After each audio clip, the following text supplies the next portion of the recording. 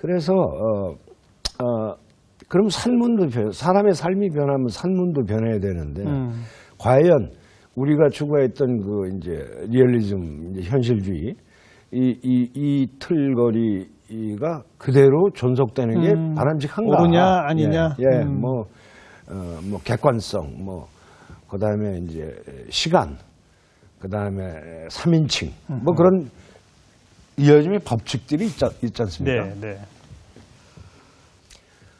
그게 좀 답답한 거죠. 그래서 이거 해체하자. 해체하고 오히려 나는 그러면 세계의 현실은 계속 이제 우리 옆에서 흘러갈 것이다. 그러면 이거를 우리의 형식에 담는 게 좋겠다 하는 생각이었어요.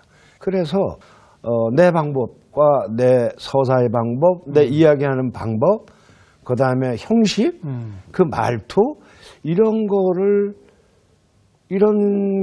세계의 현실을 반영하고 담아내면 어떨까? 네, 네. 그렇게 해서 세계 문학 속으로 가면 그거야말로 세계 문학을 더 풍요하게 하는 길이고. 그런 시도를 하시게 된 게 언제부터? 그래서 이제 제일 처음에 이제 손님을 이제 시도를 하는데 네. 손님은 한국 전쟁 중에 신천 일대에서 일어난 그 대량 학살. 대량 학살 다루신 거죠.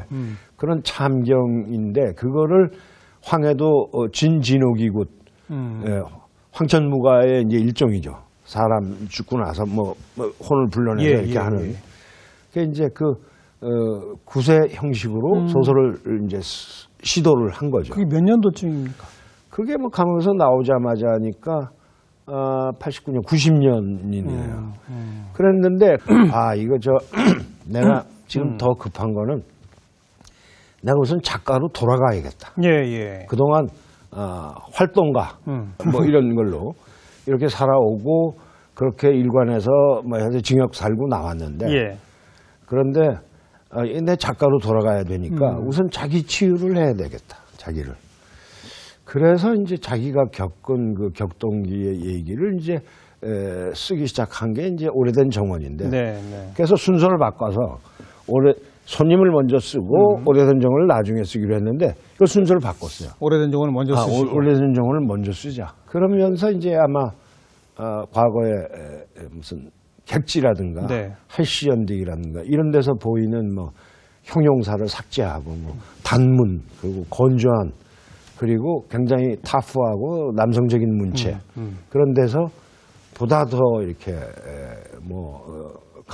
감각적이고 이런 또 내면한 부분 또 굉장히 깊숙하게 이렇게 나오는 그런 쪽으로 이렇게 옮겨가죠.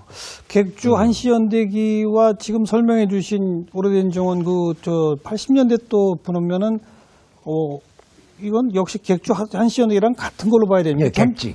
아니, 전 좀 다르다고 보는 게 객지 한시연대기랑 좀 다르다 보는 게 뭐 어둠의 자식들이 장사의 꿈이 하는 이런 작품들 있잖아요. 이건 또 조금 구별되지 않습니까? 그건 또 다르죠. 그러니까요. 그거 참 매정. 그러니까 장길산을 쓰고 그러면서 또 파생되는 게 뭐냐면 연희로서의 소설. 그러니까 공연 비슷한. 그러니까 마당극 비슷한. 풍자적이고 이렇게 그런 실험들을 이미 장길산을 쓰면서 해왔지 않습니까? 그렇죠. 그러니까 그 넘어오면서 손님이라든가 바리대기라든가 심청이라든가 이런 걸로 넘어올 수가 있는 거예요. 그게 이제 요즘 작품들이시고. 그렇죠.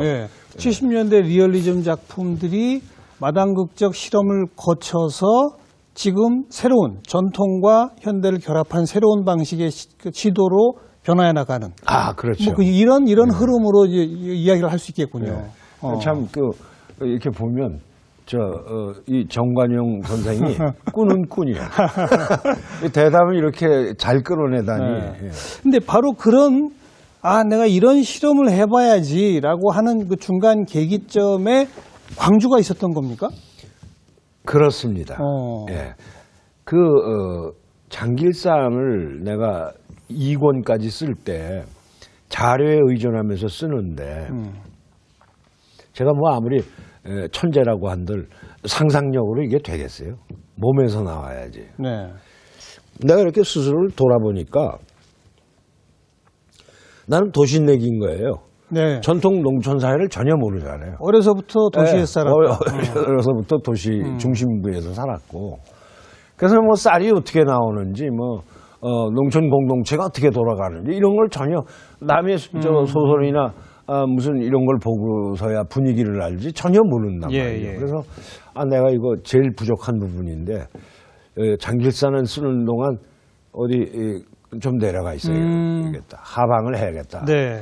어디로 가셨어요? 네, 글쎄 그래서 이렇게 돌아다니면서 보니까 당시에 이제 새마을운동이 막 시작될 때인데 예. 새마을운동이라는 건 과거 전통사회 전통적인 농촌의 모습을 완전히 뒤바꾸는 심지어는 노름 도박뿐만 아니라 굿 농악 이런 것부터 다 싹 없애버리고 이제 이러는데 그때 제가 70년대 중반에 전라도에 가니까 옛날 모습이 그대로 남아 있어요. 아직 전라도는 새마을운동이 본격화되기 전이로군요. 그럼요. 그때 이미 시작이 돼서 예를 들면 일개면 해남에 내려갔는데 해남의 일개면에 빈집이 한 100채 가까이 생기고 이제 이미 그럴 때예요. 네.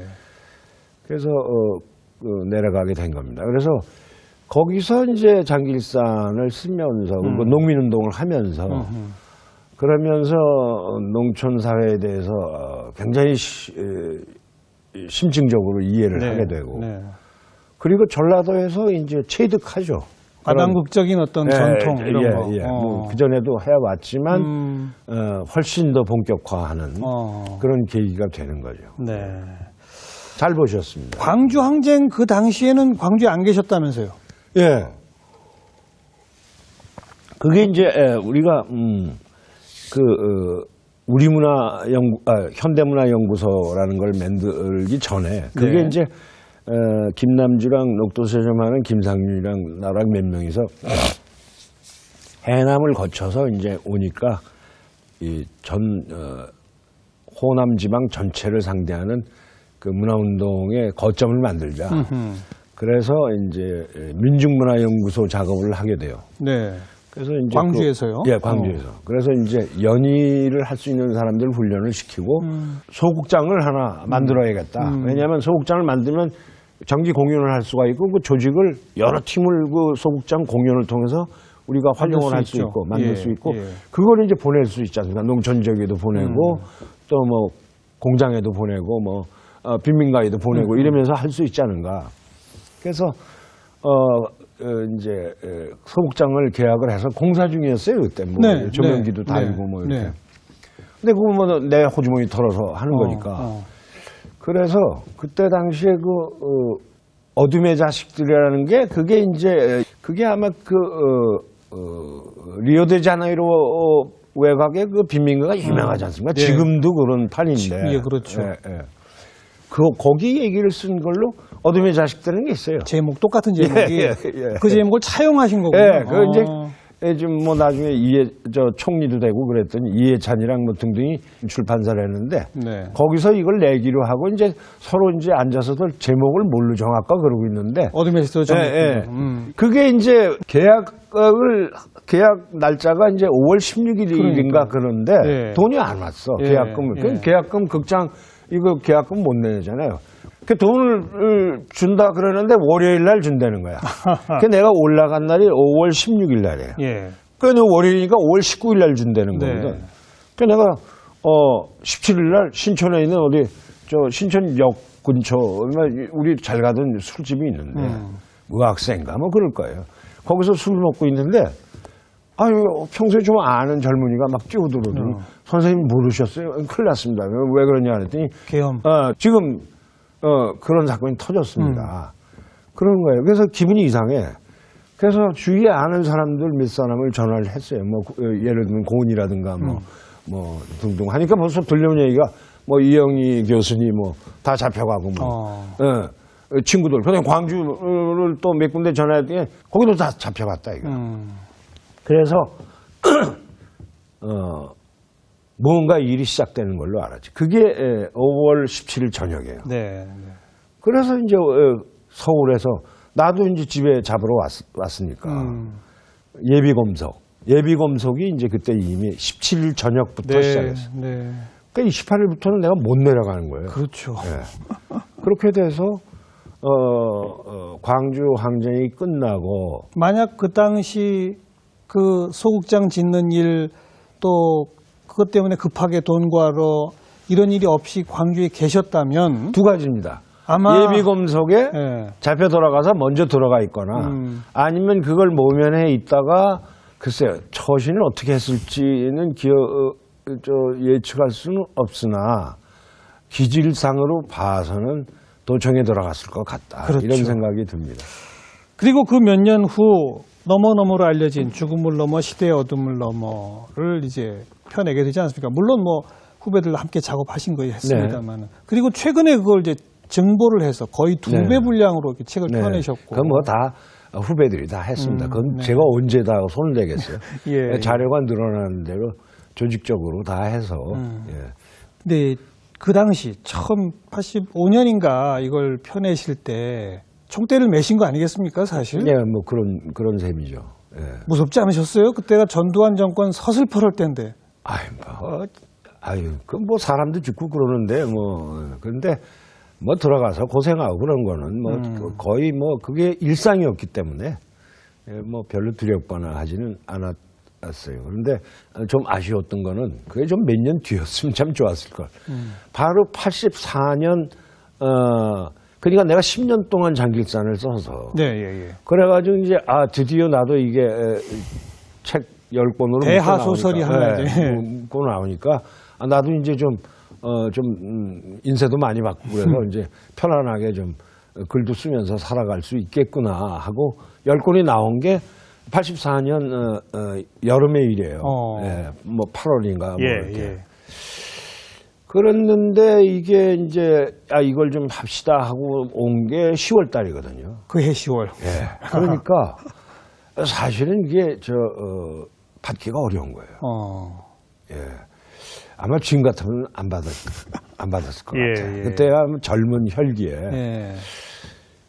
왜냐하면 우선 내가 뭐 항산항심이라고 가산이 좀 뭐가 있어야 이렇게 되는데. 괜히 그러고 나서 그냥 막바로 그게 되니까. 그렇죠. 그러니까 장길산 대하소설 출판을 하고 나서 이제 작가 개인적으로는 대단히 큰 손해를 본 셈이죠. 예. 네. 그래서 그러고 뭐 그다음에는 그다음 인생을 보면은 뭐 해외로 떠돌게 되고 뭐 이렇게. 우선 그 전에 평양 갔다 오시고. 뭐 떠돌고 그러고 있는 와중에 이제 뭐 88 올림픽 뭐 나오고 그러니까 이제 또 뭐 전 세계 사람들이 이제 또 관심이 몰리니까 그 국제 팬클럽하고 같이 국내 구속 문인 언론인 지식인 석방 운동에 동참을 하게 되고 그러다가 이제 방북을 하게 되는 거죠. 예. 네. 그 북한 가실 때 얘기는 뭐 여기저기서 많이 하셨습니다만은 뭐랄까요? 내가 일단 북한을 들어갔다 나오면 한동안은 고향에 못 가는구나. 뭐 이건 이미 충분히 각오하셨을 거고. 아니 저는 그렇게는 생각 안 했습니다. 그랬어요? 예. 그러니까 저는 이제 북한을 갔다 온 다음에 좀 1차적으로는 기획문을 하나, 북한 기획문을 하나 쓰겠다. 예. 왜냐하면 잘 아시다시피 이제 우리는 뭐 국가보안법과 정전체제, 국가보안체제와 정전체제가 이제 우리 삶을 지배하고 있는데 그 국가보안법상 가장 이제 기초적인 그것이 불고지죄하고 알면서도 신고 안 했다. 불고지죄하고 이제 고무찬양죄. 고무찬양죄. 이게 정말 고무찬양죄라는 건 뭐냐면 한마디로 북한을 요만큼도 긍정적인 얘기를 하면은 법에 걸리는 거예요. 그렇죠. 예. 그러니까 북한은 무조건 비판해야죠. 욕하고 비판하는 것만 가능한 거예요. 이제 그렇게 되니까 북한에 대한 시각이라든가 이런 것들이 늘 뭐 반공의 테두리에서 벗어나지 못하고 객관성을 띌 수가 없으니까 그런 걸 하나 쓰겠다. 생생한 모습을 봐서 그대로 쓰겠다. 한 생각을 했고, 그리고 뭐 갔다 오면 뭐 한 2, 3년? 한 2, 3년 고생을 할 수는 있지만, 그러나 뭐 그렇게 오래 살 거라고는 생각 안 했어요. 왜냐하면 그게 이제 그때 시대의 추세였으니까. 그랬는데 그렇게 오래 걸릴 줄이야 뭐 꿈에도 생각 못한 거죠. 자, 역시 작가는 작가신 게 제가 지금 이 평양 갔다 온 얘기를 의미심장하게 여쭤보는데 정치적 부담과 그 후유증에 대해서 딱 대뜸 나오는 대답이 기행문 하나 쓰러 갔다. 그뿐만 아니라 이제 그런 게 있는 거죠. 그러니까 이제 얘기를 하자면 야, 너 작가로 왜 그렇게 싸우고 뭐 이렇게 부딪히고 그런 거야? 그러면은 야, 그건 저 한국의 작가라면 누구나 부딪히는 운명이었는데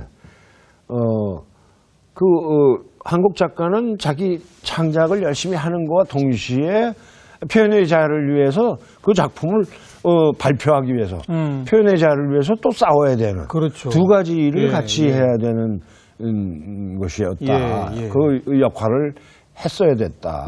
그런데 그러다 보니까 민주화투쟁에 관여를 하게 되고 활동가의 역할도 하게 되는 것이었다. 뭐 이렇게 얘기를 하는 거죠. 그러니까 이걸 대중과 더불어 일상화하지 않으면 민주주의 발전도 없다. 그리고 스스로도 이거를 이렇게 일상화하지 않으면 내 안에서 자기 검열이 일어나서 소설 작품 뭐 다른 글을 쓸 때도 늘 이 안에서 작용한다. 여기서부터 자유로워지지 않으면 안 된다 하는 생각이 있었던 거죠. 그래서 이걸 일상화하자. 그런 금기에 도전하자.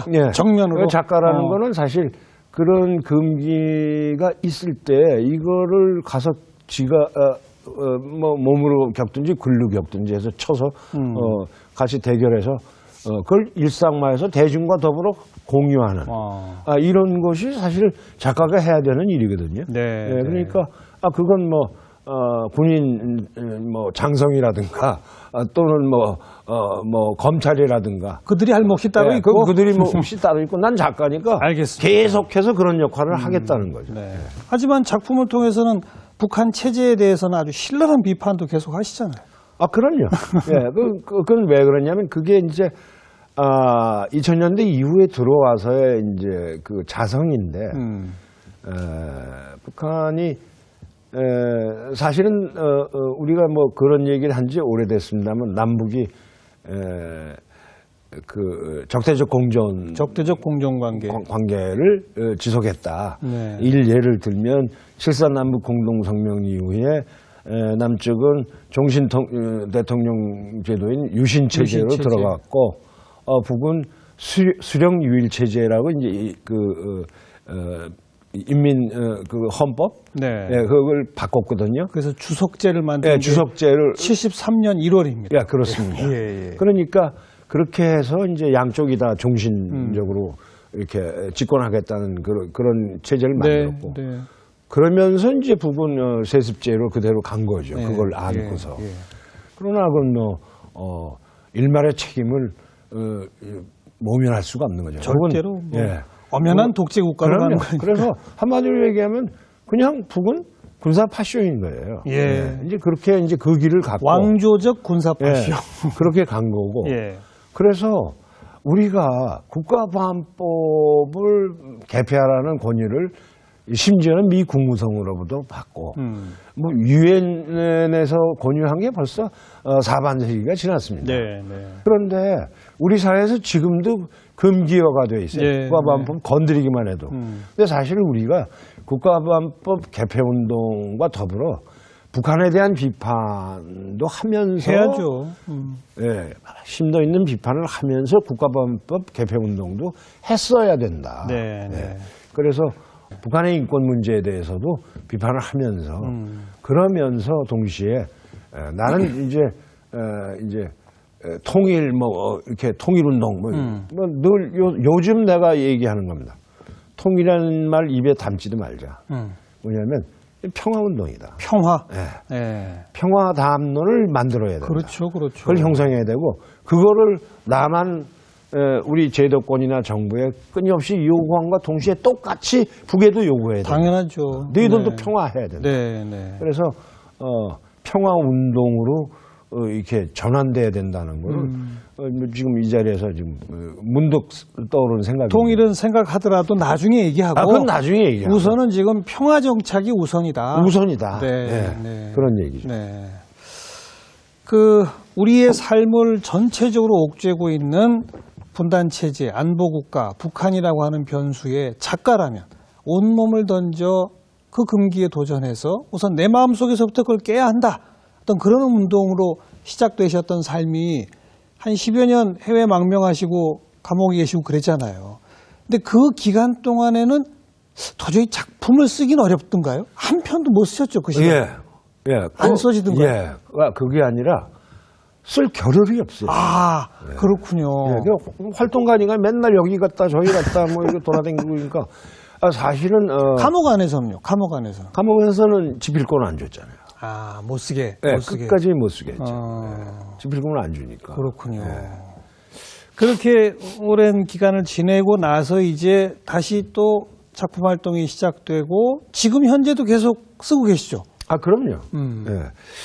그럼 뭐 저는 목표라면요? 예, 목표가 죽을 때도 글을 쓰다가 몸이 안 좋은데 그러다가 그 이튿날 죽었으면 좋겠다. 아이고. 그렇게 생각을 합니다. 뭐 작가는 살아있는 한 써야 되니까. 네. 그런데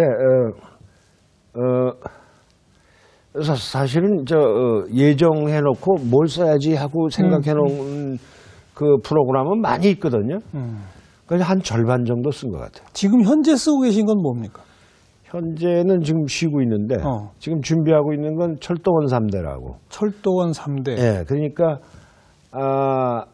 최근에 이제 전 세계적인 경향이 긴 소설 안 쓰고 다 경장편화 예, 있거든요. 예, 예. 그래서 원고지 매수 1000매 이내 또는 한 500매, 뭐 심지어는 한 300매, 뭐 이렇게 한국 원고지로. 그러니까 옛날로 치면 한 중편 소설 정도가 네, 그렇죠. 다 지금은 이제 장편 소설로 예. 이렇게 돼 있는데 옛날 장편 소설이라는 건 최소한 1500매 이상 뭐 이렇게 요새를 치면 아주 두툼한. 그렇습니다. 그러니까 제가 그런 두툼한 서사를 쓴 게 뭐 무기의 그늘이라든가 또 뭐 오래된 정원이라든가 네, 네.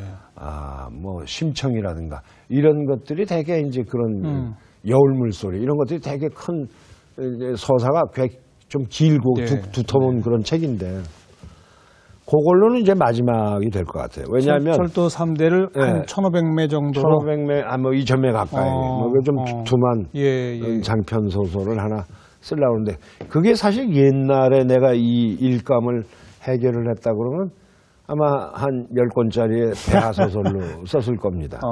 그런데 뭐 그런 시대도 아니고 또 다행히도 이게 이제 그런 걸 축약하는 그런 시대니까 그래서 뭐 좀 긴 장편 소설로 하나 마감을 할까. 네, 그러고서 네. 그다음에는 뭐 중단편 소설 뭐 이렇게 쓰면서 나도 좀 놀면 하면서 이제 근데 이미 말년을 보내야지. 구상해 놓으신 작품들은 여럿 이미 많으시고. 예, 많이 있습니다. 그럼 이제 우리 시청자분들, 독자분들은 그냥 기쁜 마음으로 기다리면 되는 거군요. 아니 내가 잘 써야죠 열심히. 그리고 건강도 맞춰줘야 될 거고. 앞으로 네. 건강 관리 꾸준히 계속 잘 하셔서 오래도록 저희한테 좋은 작품 계속 보여주시길 부탁을 드리겠습니다. 예, 저도 그렇게 바라고 있고요. 예, 참 우리 피차 건강하게 같이 잘 읽어갑시다. 선생님 고맙습니다. 예, 감사합니다. 제가 그대로 입에 옮기기가 조금 멋쩍습니다만 선생님께서 죽기 전날까지 글을 써다 죽고 싶다라고 표현하신 거 정말 꼭 그렇게 되시기를 바라겠습니다. 다음 주에 다시 뵙죠. 안녕히 계십시오.